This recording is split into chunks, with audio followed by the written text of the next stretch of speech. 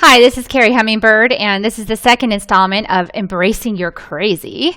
And today what I wanted to talk about is quieting your cycling thoughts. So just a little bit of my background on this. I was an expert at a busy mind. And, it was kind of to the point where I remember in my early 20s being at a stoplight and having to count until the light changed because the anxiety was so great sitting at the stop light waiting for it to turn green that I had to count. I had to start counting. And it would make it a game. Like I would count to see how long would it take for the stoplight to change colors. And I would be totally anxious the entire time. And my mind would just be spinning, like I've got a million things to do, and I can't wait for this stoplight, and it would just go on and on from there. So, great deal of anxiety. So my experience of cycling thoughts is that, there's sort of this root cause that is having to do with anxiety, feeling like there's not enough time, or that somehow you're under the gun. Or maybe reevaluating. This is another example. I would reevaluate over and over and over again. Like, for example, this webinar. I would watch it back a dozen times, and then I would be seeing if I made any mistakes during the webinar. And I would be just going over it and over it again and again and again and pointing out all the things I did wrong. And I would stress out about it relentlessly with no way to fix it. And I would wonder, what did people think? And then I would go over all of the possibilities of everything that everybody thought as they were watching it. And this could occupy my mind for an entire evening and actually keep me from going to sleep, the anxiety of it. Worried about what everyone's going to think, and worried about what I did, and did I say something that upset somebody, or did I do it wrong, So a lot of the cycling thoughts, in my experience, in my own personal experience, have to do with self-judgment and anxiety and a belief that there's a right way to do things and that I'm not maybe doing it the right way. And there's also this sort of belief that you're somehow able to influence what somebody else thinks about whatever you're doing, and that's important, what they think about what you're doing. So there's a big mesh of beliefs and patterns of thought that go into the cycling mind. And so when we're going to be stepping into some other kind of mode of being, for example, as a healer, I can't have an active mind if I'm going to be doing healings for people. It doesn't work. I'd be listening for spirit, and then there'd be a rock concert inside my brain, and I would completely miss the message. And so one of the things that is really interesting is, how can you get quiet when your mind is naturally busy? And also, like, when our society encourages your mind to be busy. So, we're sort of encouraged to live our lives from our minds. And in a lot of environments, we're also, in a lot of parts of the society, really encouraged into judgment, self-judgment, and judging others. And so a good example of judging others would be gossip. Right? So when friends get together and they want to talk about somebody else, and they don't want to talk to their face, so they want to talk behind their back. So as you can imagine, there's a lot of reasons probably why your mind might be cycling, because as kids, we start realizing how it works. And as we start to realize how it works, we don't want to be the target of that behavior. We don't want other people talking about us behind our backs, for example, when we're little kids. And we start to grow up in this culture and we become domesticated. So Don Miguel Ruiz, who wrote the Four Agreements, talks about domestication. And domestication is the way in which we are trained, just like a puppy, to behave. And we are trained that way by our parents, we're trained that way by our relatives, by our siblings, by our friends, by our teachers, by other adults. If we go to church, we're trained by the church. So, we're trained by a lot of sources in how to behave. And we're trained also in how not to behave. But we're trained, some communities, we're trained how not to behave, but then it goes on anyway. And everyone just goes ahead and does it. So I'm thinking specifically of, self-judgment and judging others. This is a big one. And there are not many families that will call a child out on that in an explicit way. So it can be a very tricky thing figuring out why the mind is so busy.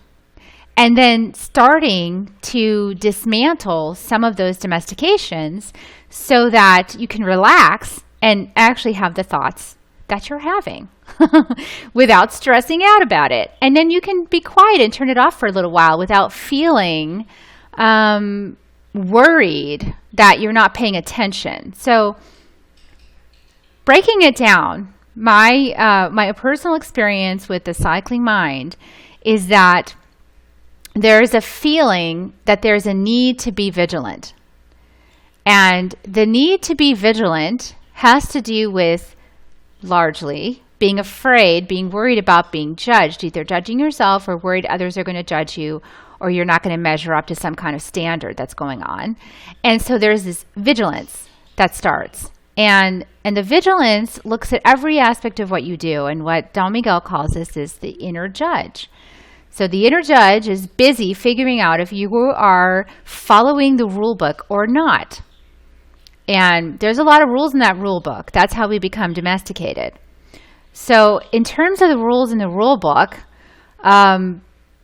we have to start deciding that that this is a no-win game. We can't win this game.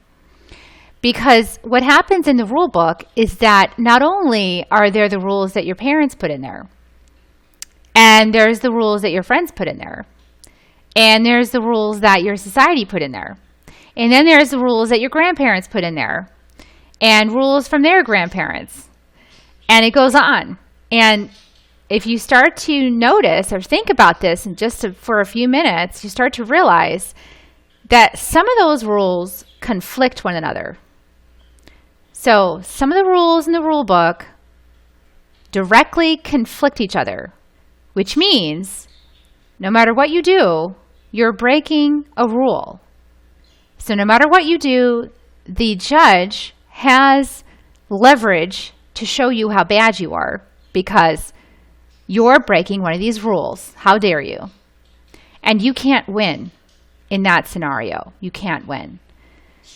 So the answer to some of those cycling thoughts is to start undomesticating yourself, to start realizing that some of the rules in your rule book got in there because you were domesticated. And some of them, although you say, I should do X, or I should do Y, or I should, that's a really good sign that is a rule that you're following that you don't actually agree with. You're doing it because you think you must, because you think you're supposed to, and because there is a system of reward and punishment in our society. So how do we get domesticated? Think about how you domesticate an animal. You give it praise when it does what you want, and you punish it when it doesn't do what you want. So our whole society, in large part, except for maybe some rare individuals, are following the rule, the guideline of punishment and reward. So whenever we're knowing that we're going to get rewarded for good behavior and we're going to get punished for bad behavior, this also contributes to the vigilance with which we live our lives because we're terrified to do something wrong. And we really want the praise. We really want the reward. So another aspect of quieting the mind is to realize that the domestication system has trained you to expect punishment for not following the rules or not doing it right, and reward for doing it right. And this is kind of another false notion that we've been trained with in our society, and it permeates our lives in a whole bunch of areas. So one of the areas that it permeates our lives is in terms of looking outside of ourselves for validation. So because of the punishment reward system that we're all domesticated with, we're constantly looking outside of ourselves for validation. We're constantly looking outside of ourselves for someone to say, hey, good job, you're a good person. And we're also fearful of someone saying, hey, that was a bad job, and giving us negative feedback and some negative consequences as our punishment.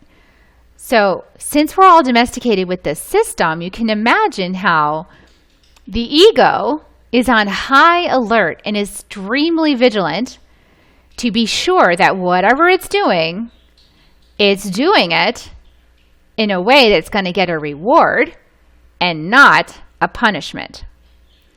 And because we're not accustomed to validating ourselves and loving ourselves, getting the love from inside, we really desperately want the approval, because with the approval comes some measure of acceptance and affection from outside of ourselves that we don't believe we can cultivate within. So the process of domestication is the process of quieting the mind, of changing up the patterns, of changing how we relate to ourselves, how we relate to our society, tossing out the rule book and saying, thanks, that doesn't work for me. I'm going to start my own rule book.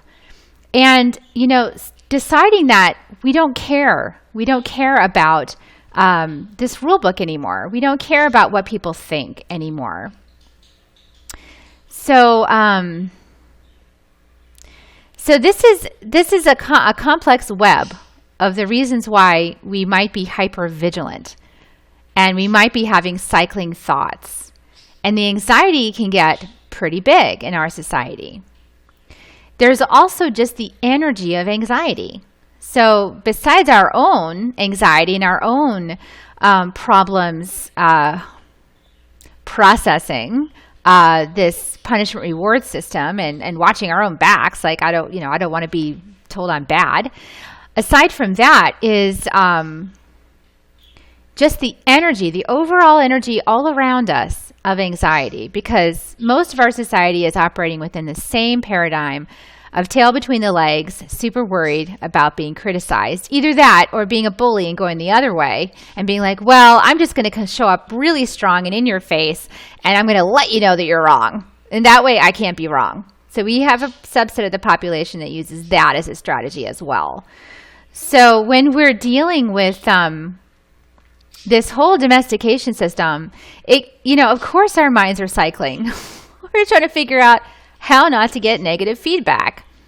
And we're also feeling, if you're a feeler, if you're a sensor, a feeler, you're feeling other people. You're feeling the energy of anxiety. You're feeling that, and it's rubbing off. And it's like, well, if everyone around me is anxious, there must be a reason for me to be anxious too. I better figure out what that is, because we're in survival.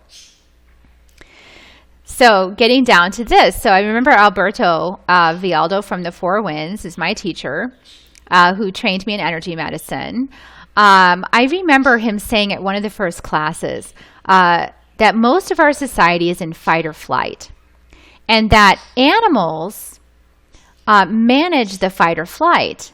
They will, like the example is the gazelle. So the gazelle is going, on the savannah, is having a wonderful time, enjoying the sunlight, eating its meal, eating its grass, and having a great day. And then a lion comes out of the bushes and chases the gazelle. And the gazelle runs for its life. Is it in fight or flight right now? Absolutely. It thinks it's going to die. It's terrified. So it is in fight or flight. Well, as soon as the gazelle escapes the lion, it actually starts shaking its body from the tip of its nose all the way through its tail, shaking it off. It shakes it off. And then you know what it does? It goes back to eating grass and enjoying the sunlight. It almost died a minute ago. Now it's like, great, I'm free and I'm enjoying my life. And it starts to eat the grass. So in our culture, we have forgotten how to do that. We don't know how to do that. We stay in the fight or flight. We never get ourselves back to that relaxed, balanced neurological state. We stay in fight or flight. And because we stay in fight or flight, we have all kinds of health problems. So the mind is cycling partly because the body and the spirit is in fight or flight. And so the mind is going, how are we going to die? How are we going to die? How are we going to die? Oh my gosh, we're going to die. How are we going to die? We are not dying, people. Take a look around at any Costco. You will see plenty of people that are obese, at least 50% of the people in Costco. We are not dying. We're not starving, and we're not dying. We live in one of the most wealthy nations in the entire world. We are just fine. So what we need to do is rebalance the nervous system and get relaxed again. Get back into the calm state where we know everything's okay. So this is really the work of quieting the mind, is to start to realize that these patterns are happening in our society. These patterns are happening whereby we are, sort of conditioned to be in fight or flight. We are conditioned to be on the lookout for trouble. We are conditioned to think that there's something bad right around the corner, and we're on high alert. So, of course, the mind is racing and cycling because we're in imminent danger of something, the boogeyman. I don't know, but we are in imminent danger. So when we want to quiet the mind, we've got to start dismantling some of that framework. We've got to start looking into how can we disrupt the thought patterns. How can we disrupt the thought patterns, and how can we switch the energy up so that we're in a relaxed state, and therefore we switched from the, the sort of lower brain into the frontal cortex. And the frontal cortex is the one of reason, music, playfulness. We want to get out of that fight or flight brain and into the frontal cortex. So we want to shift brains too. That's a little bit of science. So one of the ways that we do that with the Four Winds is that we actually start to recalibrate our nervous systems. So if you want to do this, you can use your hands, just regular old hands, and then one hand goes just under your belly button with the thumb resting on the belly button, and the other hand goes over your heart. And you breathe deeply from your belly, and you keep breathing from your belly until you feel relaxed. And it's probably about 5 minutes for it to really recalibrate. And closing your eyes, breathing in deeply through your belly, breathing out, trying to keep the same rhythm in and out, the same number of seconds. If you need to count because your brain is too busy, then count. Count to 7, breathing in, count to 7, breathing out. And you can even do the 7-7-7 breath. So this is a great breath for relaxing. 7-7-7. So the 7-7-7 breath is breathing in for 7, holding your breath for 7, breathing out for 7, and holding that for 7. It's the 7-7-7. So that'll start getting your body back into a calm state of mind so that you can relax and switch from the fight or flight brain into the frontal cortex. And, you might need to do that a bunch in order to get relaxed and out of that fight or flight mode where your brain is going crazy. Another way is to ground. So we want to be able to ground our energy. So the grounding is a meditation, and essentially it's dropping your awareness. So it's to close your eyes and imagine, using your power of your imagination, is to imagine that you can drop down into your heart, and then drop down further into the ground, and that you could actually imagine that there's a root going from the bottom of your body through the chair and into the floor, and that you allow this meditation to sink that root deeper and deeper and deeper into the earth until it finds the center of the earth. And then at the center of the earth, you can just wrap it around the center of the earth. And if you want to visualize the center of the earth as a ball of fire, you can visualize it as a ball of fire. If you want to visualize it as a big piece of rock, a huge boulder, you can wrap your roots around a big boulder.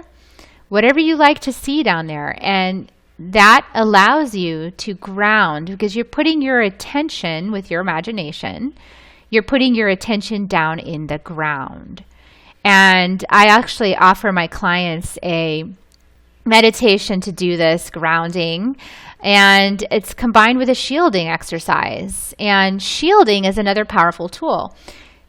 A lot of people pick up energy from others or feel energy from other people. And when you feel energy from other people, you might not realize it's someone else's energy. You might think it's yours. And that can get very confusing, because if you enter a room full of anxious people and then you start feeling anxious, you might get concerned, like, what's wrong? I need to do something. I'm scared. I'm freaked out. And then you might believe it's yours and start spinning into that brain, that fight or flight brain. So it's really important to start becoming aware of what is your energy and what is somebody else's energy, so that you're only dealing with your feelings, emotions, stress, fear, and all of that. You're not dealing with everybody's feelings, emotions, stress, etc. So what we want to do is also shield our energy. So we want to get really good at shielding our energy so that we strengthen the boundary between ourselves and others. So I had to learn about this because, you know, one of the things that they say about people that have borderline personality, which was my diagnosis, is that, you're emotionally dysregulated and you don't have any boundaries. I can't tell you how many people in my life said, you don't have any boundaries. What's wrong with you? You have no boundaries. And I kept asking, well, how do you get one? I don't know how you get one. I'll get one if you could show me how. And it wasn't until I got to the Four Winds that I actually learned how to get a boundary. So I was very grateful for them to show me how to get a boundary. And it's something that we do with the Four Winds. So that'll be part of the training that I do for this segment of the program, as well as the other segment. There's another segment to this, which was the first broadcast. It talked about managing emotional energy. And so there's some really great information in that free webinar. I encourage you to go listen to that back. It's on the page that you should have a link to now in your email. And I'll send it out again tonight. And there's also going to be a more extensive webinar coming up that's managing emotional energy and creating boundaries. So some of the things I learned that I will share with you because they were super helpful. And having a boundary not only helps with managing emotional energy, it helps with quieting the mind, because now, if you can eliminate other sources of stress than your own, super helpful. Because at least now you're only dealing with your own stress and not somebody else's. So grounding and shielding are two excellent tools for quieting the mind. And, a lot of people start the meditation practice without doing any of this. And they just, maybe there's some other disciplines and you just think you're supposed to sit and Om, for like 5 minutes or be quiet for 5 minutes and close your eyes. And meanwhile, your brain is just cycle. And it's torturous. So I like to share these other tips because they are helpful for making it possible to actually relax enough that your brain isn't totally going on overdrive. And, this also brings up a point in my mind about the different types of energy. So in the last webinar, if you watch it back, you'll see I was pretty fired up because I had a lot of fire energy that night. I had a lot of information to share, and I wanted to share it all on time. And I was using a lot of fire energy from my will center. So the will center is your third chakra. And it's right in the middle of your diaphragm. Well, the will center is the primary chakra through which our entire society operates itself. If you look at most people in our society are goal-driven, and they use their will to muscle through it and make it happen. And that is all fire energy. That is total fire energy. And there's nothing else in the will center but a big old ball of light, a big old ball of fire. And so when you're operating from fire energy, and then your mind is busy, you've got a dang hamster that's, racing around on fire in a wheel inside your mind, and that's kind of scary. So what we want to do is afford some space for some other elements to come into play. For example, water and air. So water is a really beautiful element because it's more of a flow. And we all know that with water, we have no control over the water. The water is going to do what the water is going to do. It's going to flow where it wants to flow. And, so it's a powerful force, and it's not going to be contained. It's going to flow where it wants to go. So in order to work with water, we have to learn how to flow with the water. We have to learn how to receive, and we have to learn how to keep don't know mind. So switching out of the will center and switching out of fire is a decision to stop directing everything. So when we decide that for at least this one portion of time in our lives or this one area of our lives, we're not going to be in control of it, or we acknowledge that we are not in control of it, the mind has a lot less to do because it's not trying to figure out how to get from step A to step Z. It's only realizing that it's waiting for information. So using water with the mind is a new strategy of don't know mind. I don't know how it's going to happen. I don't know what's gonna be. And now I need to open and be quiet and really pay attention like a cat. So I love the metaphor of curiosity in the cat. So we want to become like little kittens, totally curious and open to see what's going to happen next with a bit of excitement. So rather than the feeling of, oh, I have to guard myself and protect myself from judgment, and then I'm going to judge myself, and if it doesn't go the way I want it to go. If you don't know what's going to happen, then what's there to judge? That's gone. We don't know what's going to happen. So if we just admit up front, I don't know what's going to happen next, and it's a big mystery, then basically now we're in a position of being a scientist and being a witness to what's going to happen. And we can let go of the expectation and we can let go of the judgment because there's nothing to judge. So whenever I do my healings, that's the space I'm in. I'm in that space because I don't know what's going to happen. I have no idea. And actually, if I pre-anticipate what's going to happen in the healing, I'm doing the client a disservice because I'm projecting onto the client what I think is going to happen or what I think their problem is. So that's not in right relationship to do that. What is in right relationship is to open and to have don't know mind and step into the blackness of the void and wait. So in order to cultivate this skill within yourself, you need to learn how to wait. Waiting is hard work for someone with a super busy mind. So back to my initial story of sitting at the stoplight when I was like 22 and having to count until the light changed because my anxiety was so high in my body and I was trying to control everything and I wanted to be on this place at this exact time and I was pissed off that everyone was in my way, to waiting. And then waiting turns into being. So once you learn how to wait, you can learn how to just be. But the waiting part comes first, and the waiting part is uncomfortable. The waiting part is, I don't know what's going to happen next, and I have to sit here and wait to find out, and it's uncomfortable, and I have to allow myself to be uncomfortable and calm myself down, thinking that being uncomfortable means I'm going to die, because we're back to the fight or flight brain. Uncomfortable means I'm about to die. So there's levels of discomfort.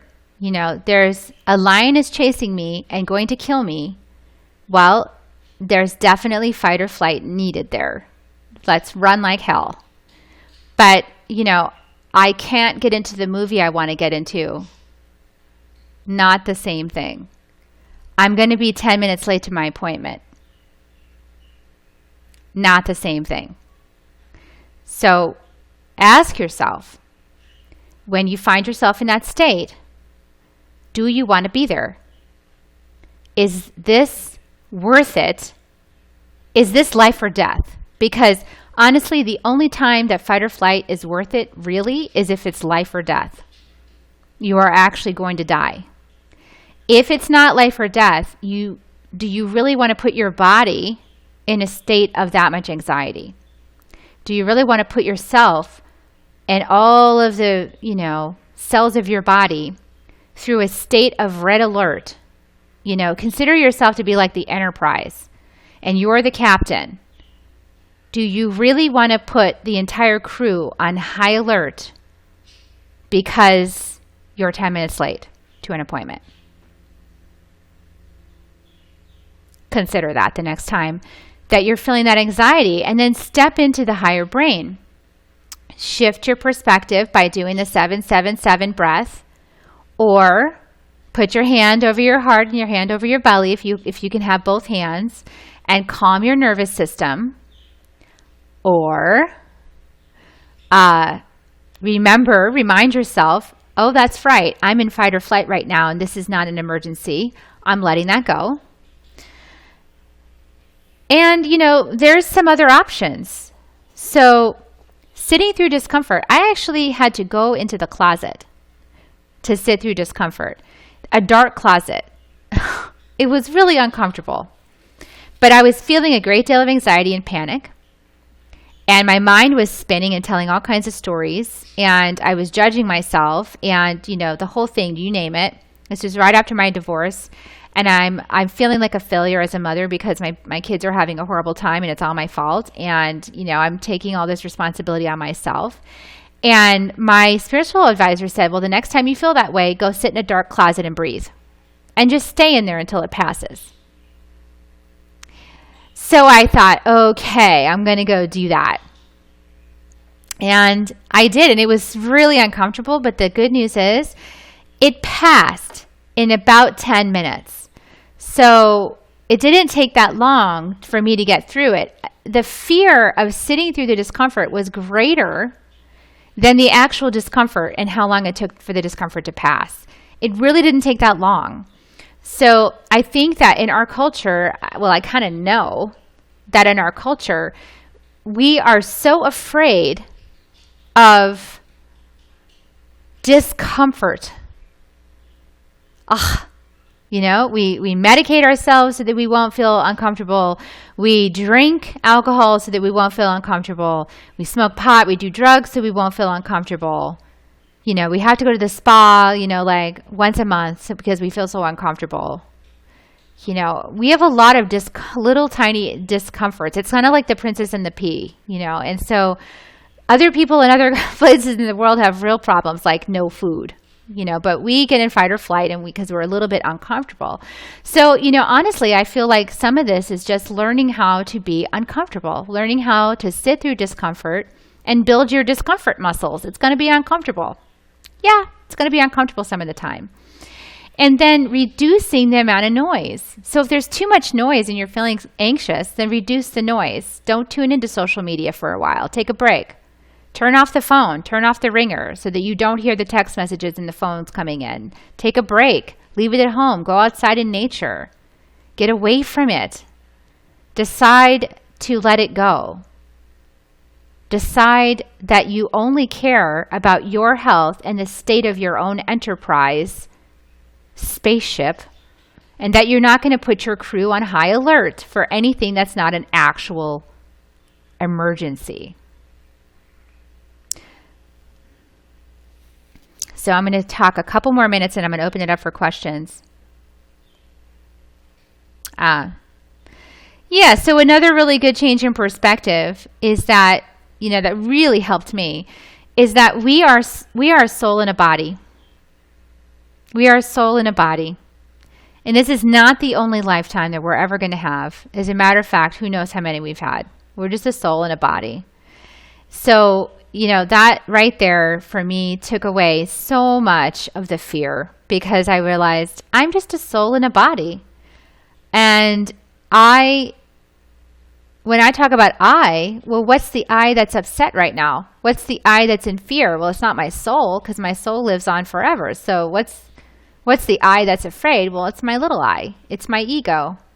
So if my ego is afraid, what's it afraid of losing? Because the ego is all about control. So what control is the ego afraid of losing?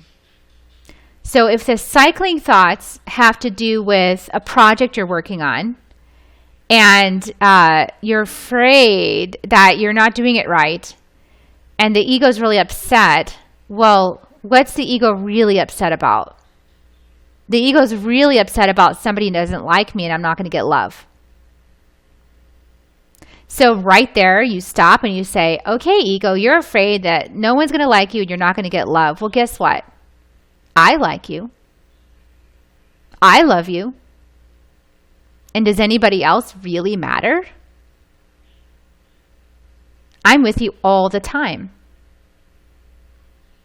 So it's just another change in paradigm to start thinking about things in that way. And ask yourself, is this my soul self, my higher self?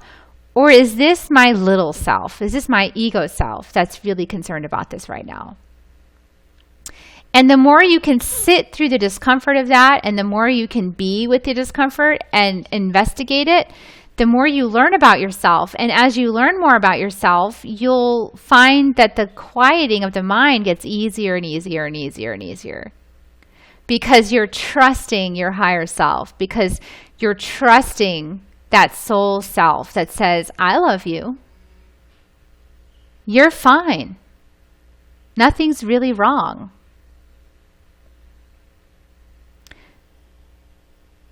And then the last tip I have, this is one I used to do before I got so wise. Before I went and studied with Alberto and Heather Ash, Amara, I devised this little trick. So my mind was super cycling. It was that, rat on fire in the maze. So I employed fire. Fire is a powerful tool. I love working with fires. I lead fire walks. I love fire. I think fire is very transformative. It's a powerful element. It can really help you shift things quickly because fire is quick and it's powerful. I love fire. So you can invite fire into your life to help you shift things.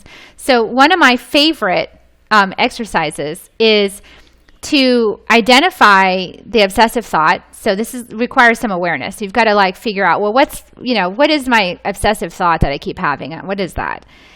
Then once you identify it, write it on paper, like a little strip, maybe just a strip of paper.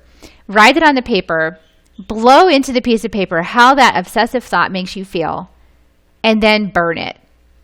Bye-bye. And you might have to burn that thought, 100 times. But it's okay, because eventually you're giving your message to the brain. The brain will go, oh, she's just going to keep burning this thought until it's done. Okay. We're just going to keep spending time burning the thought. And eventually it gives up, I promise you. And then one of Heather Ash's tips is to use the period. So, those cycling thoughts, they don't use any periods. They just use semicolons, commas, and dashes, and then ellipses. They don't use any period. So, period.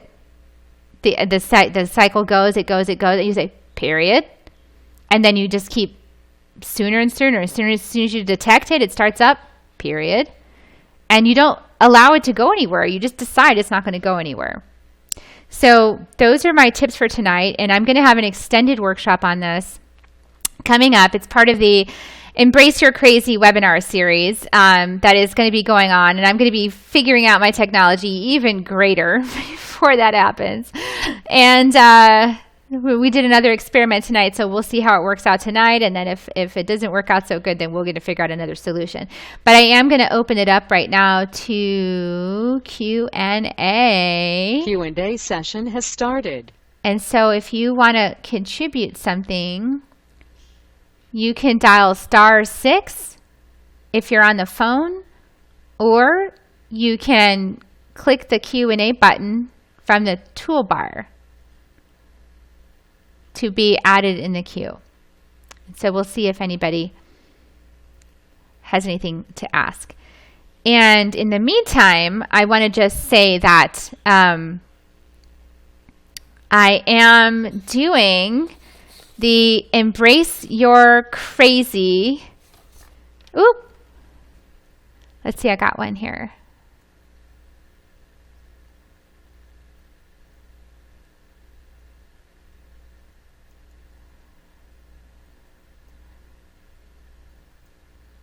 Okay, so Stephanie, did you have something you wanted to ask?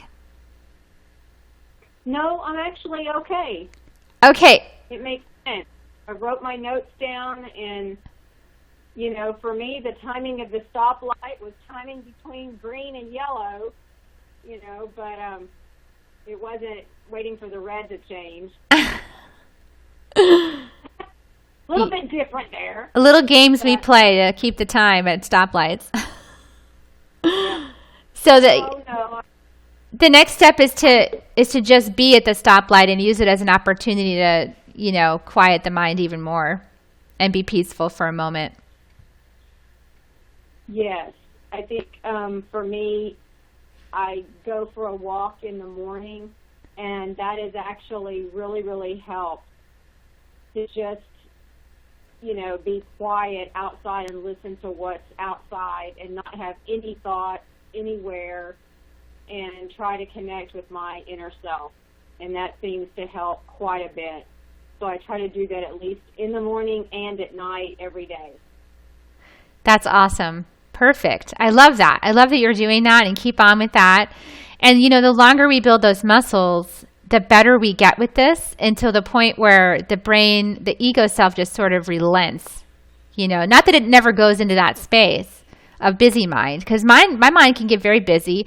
And when I'm using my will center and I'm on a project, I'm super busy. My brain is crazy.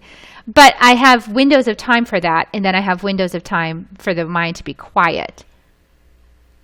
So to cultivate that within yourself. And when it is quiet and things are going good, and you feel like you're in the flow, and then all of a sudden you feel fear creep back in, and now you start to catch yourself, and you go, okay, it's racing, it's going. Let me try to quiet it down, and do some praying, and just kind of try to stop it and get kind of make it not do it anymore, or at least calm it down for a while. And sometimes for me it takes now a day or two, because I'll go to bed and it'll be like, okay, I can hear it racing. It's going in all kinds of directions, and I can tell it's fear, and I remind myself, no, that doesn't apply for today. Just no, let it go. It doesn't matter. And then, I pray to, take the worry away and, try to make sure I end before going to bed on a positive note and try not to be in the day on a worried note or a really active mind note. So here's another exercise for you. So when you're in that space and you're in your bathroom, or when you're going to bed and your mind is still cycling, is to go into your bathroom and just look at yourself in the mirror, left eye to left eye, and just drop into your eye. So the eye is the window to the soul. And so when we connect with our souls, sometimes that can really calm us down. It might take a few minutes of just breathing and looking in your eye and letting yourself drop in to the stillness inside your eye and drop out of the external appearance. It's hard to explain, but try that. Just try dropping into your eyes in the mirror and connecting with your soul. And you can do that while you put one hand over your heart and one over your belly. And maybe just try that for 5 minutes by candlelight or something in front of the mirror. Oh, that might be fun with the candlelight. Yeah, because you don't want a harsh light. You want a more dim light. It just helps your eyes relax. And what we're doing is creating that relaxed brain and connecting with our souls through our eyes. And the soul can provide a lot of reassurance for you, your own soul. So I recommend that for you. I think that would be a great thing to try. Yeah, that would be good at night. And it's interesting because even in the morning, if I'm walking, like you said, your soul can actually provide the responses and stuff. When I'm walking, that's when I do my, talking with God, if you will, and just, okay, I'm here, I'm listening, really trying to connect with your soul. And it won't be, and this has been going on for about 2 weeks now, it won't be not 10 steps later and I'll get a response on something. Yay! Typically it's finding money. Uh-huh. Yeah. So it's really, and some days I'm amazed. I'm like, wow, okay, I would have dealt with a penny, but you want to throw me out 2 or 3 quarters, I'll take it. So I'm like, okay, you're telling me you're there. I've got you. I'm listening. I'm listening. So, and that's just started happening recently. So it's really kind of strange because it used to happen off and on, but now it's like every day for the past couple of weeks, and so I'm like, okay, I feel like I've got it there and I'm hearing it now more so than ever. So that's perfect. And this is the discipline. It's having the discipline to keep up the daily practices. That keeps a relationship with yourself open and it keeps a relationship with spirit open. And that's a beautiful thing. So the more you cultivate that relationship, the more you get these messages, the quicker the mind quiets because it knows everything's okay. So, it's sort of like a little kid is going to trust you. Well, in order for the kid to trust you, the child needs to know that everything's going to be okay. You really actually have it handled.